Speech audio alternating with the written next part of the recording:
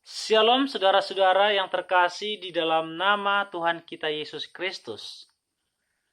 Pada kesempatan ini, saya Tony Silaban kembali menyapa saudara, berbincang-bincang dengan saudara melalui channel YouTube yang tercinta ini, channel YouTube Evangelis Tony Silaban. Bagi saudara ingin memberikan komentar seputar topik ini, silakan ya. Siapa tahu saya juga bisa mengangkat komentar saudara menjadi pembahasan yang unik yang harus kita pahami bersama. Saudara-saudaraku, saat ini saya ingin berbincang seputar para YouTuber orang Kristen. Bagaimana kita melakoninya? Saudara-saudaraku, akhir-akhir ini saya melihat banyak YouTuber pemula orang Kristen. Ini menjadi sebuah kebanggaan tersendiri karena mereka mempunyai antusias untuk menjadi pemberita-pemberita firman Tuhan. Itu hal yang positif, saudara. Karena saya membangun channel YouTube ini 1 tahun sudah ya. Pada tahun 2019 saya membangun channel ini pada bulan 5. Dan bulan 5 kemarin saya bersyukur juga bisa dikatakan ulang tahun kecil-kecilan. Saya bersyukur mencapai subscriber sekitar 3.000 lebih. Dan saat ini masih 3.000 tapi udah lebih bertambah sedikit. Saudara-saudaraku, ini merupakan sebuah kebanggaan bagi kita semua. Tapi saya tidak tahu akhir-akhir ini semakin banyak. Karena pada tahun kemarin saya tidak melihat begitu banyaknya YouTuber Kristen. Tapi semenjak Corona ini, saudara. Corona ini, saya melihat banyak YouTuber orang Kristen. Ada yang bentuk kontennya itu lagu, ada kontennya itu khotbah, ada kontennya itu apologetika, mengkritisi ya yang tidak seiman dengan kita.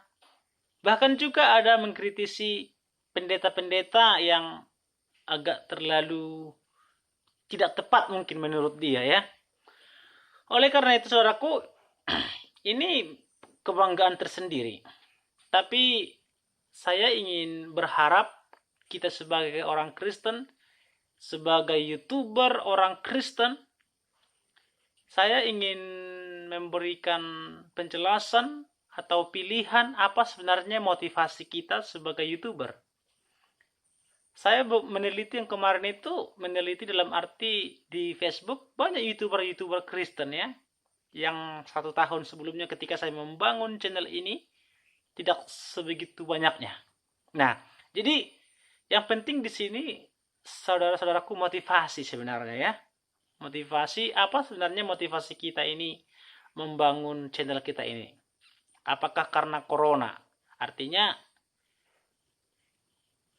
menyampaikan firman Tuhan.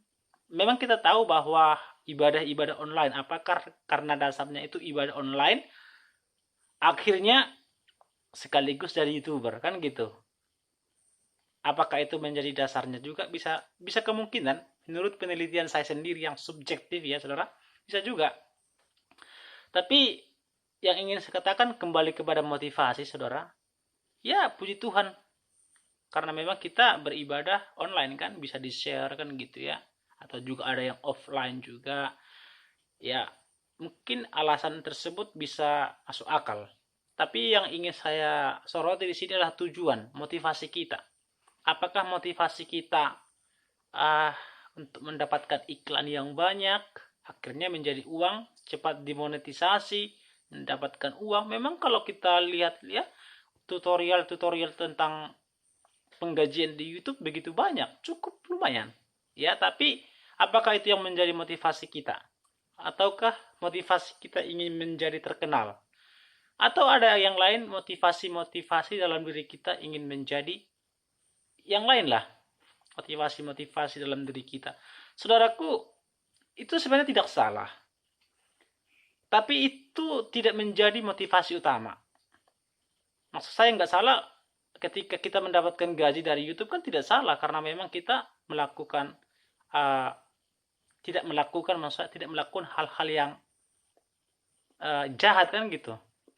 Tapi sekalipun itu baik, jangan jadikan itu menjadi motivasi. Apalagi kan kita orang Kristen, YouTuber Kristen. Kalau yang menjadi motivasi utama kita itu mencari uang, saya pikir kurang tepat. Biarlah kita sebagai YouTuber Kristen ya kita lakoni berdasarkan status kita sebagai orang Kristen, YouTuber Kristen. Ya. Kita mensiarkan atau men-sharingkan firman Tuhan.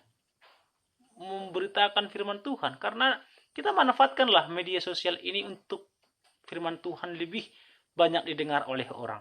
Itu yang menjadi motivasi kita sebenarnya, saudara.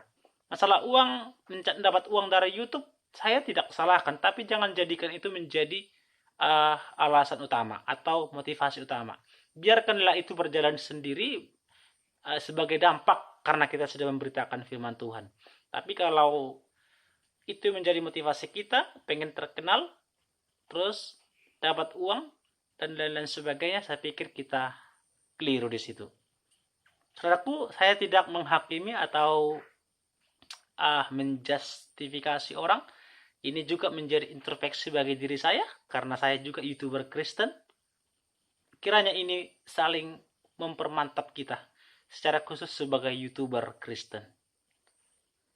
Saya mohon maaf jikalau ada kesalahan saya dalam menyampaikan ini. Kiranya ini menjadi pemahaman atau menjadi memberikan motivasi atau semangat baru sebagai YouTuber Kristen. Tuhan Yesus memberkati. Shalom.